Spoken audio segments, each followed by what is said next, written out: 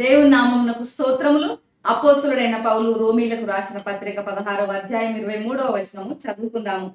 నాకును యావత్ సంఘమునకును ఆతిథ్యమిచ్చు గాయు మీకు వందనములు చెప్పుచున్నాడు. ఈ పట్టణపు ఖజానాదారుడగు ఎరస్తును సహోదరుడగు క్వర్తును మీకు వందనములు చెప్పుచున్నారు.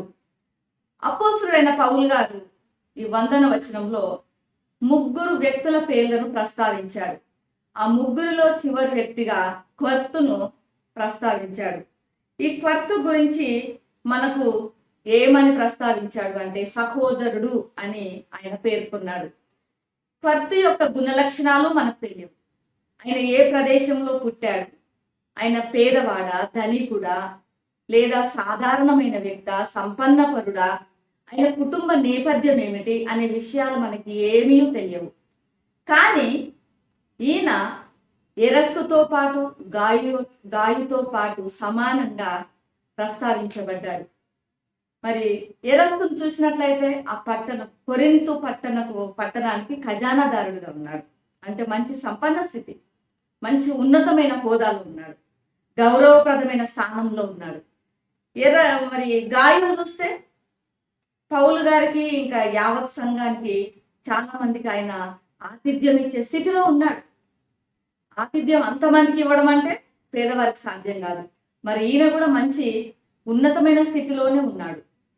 అయినప్పటికీ కూడా క్వర్తుకి అలాంటి ఉన్నతమైన స్థానం ఉన్నా లేకపోయినా, అలాంటి హోదా ఉన్నా లేకపోయినా, గౌరవప్రదమైన స్థితి ఉన్నా లేకపోయినా వీరితో సమానంగా సహోదరుడు అనేటువంటి సంబోధనతో ఆయన పిలువబడ్డాడు.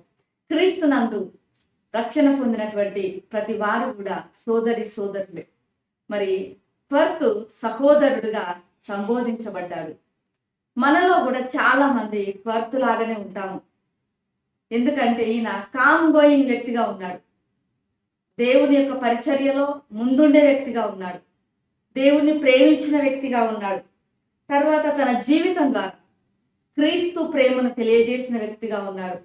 ఎంతో మంది కృంగిపోయిన వారికి తన యొక్క సాత్వికమైన మాటలతో, ప్రోత్సాహకరమైనటువంటి మాటలతో కృంగిపోయిన వారిని, బలహీనులను మరి ప్రోత్సాహపరిచి, బలపరిచి ఆదరించిన వ్యక్తిగా ఉన్నాడు. మనం కూడా చాలాసార్లు మరి మన జీవితాలలో మనం అనుకుంటాము, అయ్యో నాకు ఎలాంటి తలాంతు లేదు, నా దగ్గర ధనం లేదు, ఉంటే నేను చాలా సహాయం చేసే వాళ్ళము, మా దగ్గర పొజిషన్ లేదు, ఆ పొజిషన్ ఉంటే కనుక ఎంతో మందికి మేము మరి ఏదో విధంగా పని కల్పించే వాళ్ళము, ఎంతో ఆదరణ కల్పించే వాళ్ళము, ఏదో రకంగా వారికి ప్రోత్సాహకరంగా ఉండే వాళ్ళము. మేము చాలా నిస్సహాయమైన స్థితిలో ఉన్నాము. ఒకవైపు డబ్బు లేదు, ఇంకోవైపు హోదా లేదు, మేమేం చెయ్యలేని పరిస్థితుల్లో ఉన్నామని చాలాసార్లు అనుకుంటాము. కానీ ఇక్కడ క్వర్తు ఆ రీతిగా ఏమీ లేడు. ఒక క్రీస్తునందు రక్షణ పొంది విశ్వాసం ఉంచిన సహోదరుడుగా తను చేతనైనంతలో తనకు తోచిన విధానంలో దేవుని యొక్క పరిచర్యలో ముందున్న వ్యక్తిగా ఉన్నాడు. ఆయన గొప్ప గాయకుడు కాకపోవచ్చు, గొప్ప ప్రసంగికుడు కాకపోవచ్చు, ఒక గొప్ప బైబిల్ టీచర్ కూడా కాకపోవచ్చు. కానీ తన సాత్వికమైన ప్రవర్తన, తన యొక్క సహోదర ప్రేమ, క్రీస్తు యొక్క ప్రేమ, దేవుని యొక్క ప్రేమ ఆయన తన యొక్క క్రియల ద్వారా చూపించిన వ్యక్తిగా ఉండొచ్చు. అనేక మందిని దేవుని చెంతకు నడిపించిన వ్యక్తిగా ఉండొచ్చు. అయితే ఈయన గురించినటువంటి మరి అంత సమాచారం మనకేం తెలియదు, కానీ సహోదరుడు అని మాత్రమే ప్రస్తావన మనం చూస్తున్నాము. అయినప్పటికీ వారిద్దరితో సమానమైన ప్రస్తావన ఉంది. అయితే సాంప్రదాయం, మరి చరిత్రను మనం గమనించినట్లయితే సాంప్రదాయం ఏం తెలియజేస్తున్నదంటే, ఈయన మరి క్వర్తు ఎక్కడ పుట్టాడంటే గ్రీసులోని ఏథెన్స్ పట్టణంలో ఈయన పుట్టినాడు. ఈయన ఒక మంచి సంపన్నమైన కుటుంబానికి చెందినవాడు. యేసు క్రీస్తుల వారిని తన యొక్క సొంత రక్షకునిగా అంగీకరించిన తర్వాత ఈయన గొప్ప సువార్తికునిగా ఆయన జీవించాడు. అంటే సువార్త పనిచేస్తూ అనేకులను క్రీస్తు చెంతకు నడిపించిన వాడుగా ఉన్నాడు. ఇప్పుడు లెబనానులో ఉన్నటువంటి మరి ప్రస్తుతం పిలువబడుతున్నటువంటి బీరుట్, లెబనానులో బీరుట్ అని ప్రస్తుతం పిలువబడుతున్న పేరు అది. ఆ ప్రాంతంలో ఆయన మరి బిషప్ గా పనిచేసి మరి ఆయన రాళ్లతో కొట్టబడి మరి కాల్చబడి క్రీస్తు కొరకు హతసాక్షిగా మారినాడని సాంప్రదాయం తెలియజేస్తున్నది. ప్రియమైనటువంటి వారులారా, మన జీవితాలలో కూడా మరి మనము అంత గొప్ప గాయకులము, అంత గొప్ప ప్రసంగికులము, అంత గొప్ప మరి బైబిల్ టీచర్స్ము, ఎన్నో తలాంతులు కలిగిన వారము, పొజిషన్లు ఉన్న వాళ్ళము కాకపోవచ్చు, సంపన్న పరులం కాకపోవచ్చు. కానీ మన మన దగ్గర కావలసినంత క్రీస్తు ప్రేమ ఉన్నది. ఆ ప్రేమతో క్వర్తు వలె అనేకులను క్రీస్తు తట్టు తిప్పగలిగినటువంటి కృప దేవుడు మనకిస్తాడు.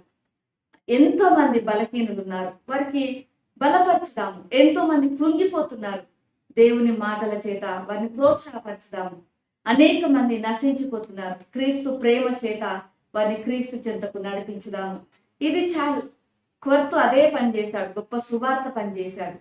మరి ఈ యొక్క ఉదయకాల సమయంలో కొర్తు వలె స్వచ్ఛమైనటువంటి మరి సహోదర ప్రేమను మనము తెలియజేద్దాము, చూపించుదాము, క్రీస్తు చెంతకు వారిని నడిపించుదాము. ప్రేమ నమ్మకం కలిగిన పరలోకపు తండ్రి, పరిశుద్ధుడానికి వందనాలు చెల్లిస్తున్నాము. కొర్తు అయితే నాయన ఎంతో స్వచ్ఛమైన సహోదర ప్రేమను చూపించాడు, నీ కొరకు జీవించాడు, అతి సాక్షిగా మారినాడు. నాయన మరి మేము కూడా మా జీవితాలలో ప్రభువా ఎన్నోసార్లు బలహీన పడుతుంటాము, ఏమీ లేదని. కానీ క్రీస్తు ప్రేమను మేము కలిగిన వారంగా, ఎరిగిన వారంగా, తెలియని వారికి తెలియజేసే సాధనాలుగా మమ్మల్ని వాడుకోమని యేసు నామములో ప్రార్థిస్తున్నాము తండ్రి. ఆమేన్. దేవుడు మిమ్మల్ని దీవించుగాక.